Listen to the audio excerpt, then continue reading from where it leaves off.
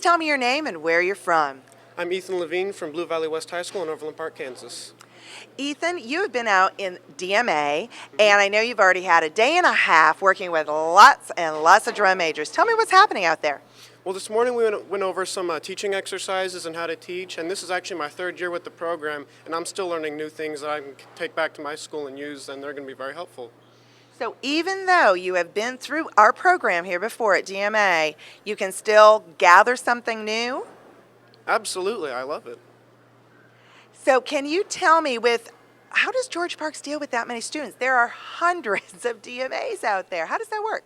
Well, I think for someone to deal with a group that big, they need a huge personality, and George definitely has that.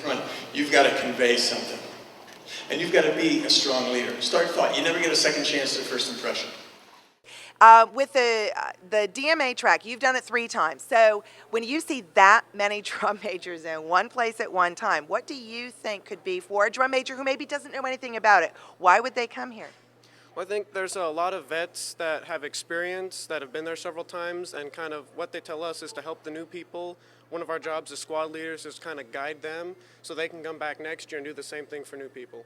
Because obviously it's got to be a little intimidating if you're a first-time drum major out there and we've got hundreds and hundreds of students. I definitely remember my first year, and I kind of compare that to this year, and I can see such a change in myself and my peers, and it's amazing.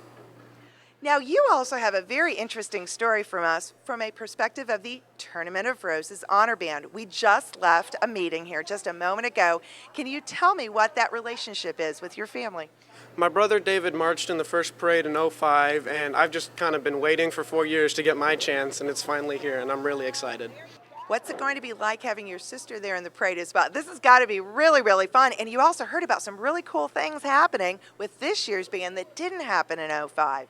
There's a lot of cool surprises, and I think my sister and we're not going to be too close, so it'll be okay.